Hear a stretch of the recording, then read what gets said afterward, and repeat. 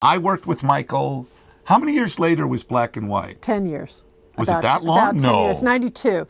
So it was, I think it was 92, right? Okay, well, it was it was 10 years later. 83 to 92. When I was brought in to take over Black or White, I mean, David Lynch, David Fincher, there had been like 5 directors on it, and Michael would show up. And the company Propaganda, who had made a deal with Sony to make the videos, called me and said, would you please come? I said, why? They said, because he'll show up for you.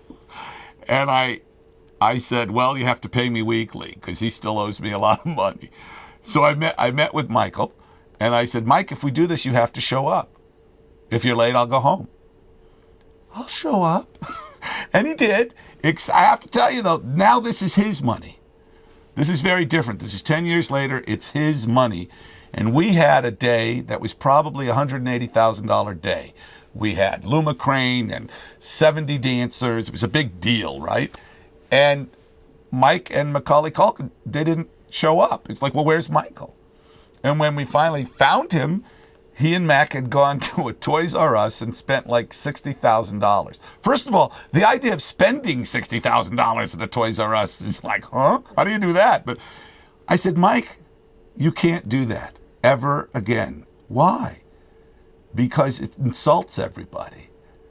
And he was mortified. He didn't understand. No, he was mortified, and he was never late again. But it's like, what planet are you on, Michael? By the time of Black or White, he was pretty crazy.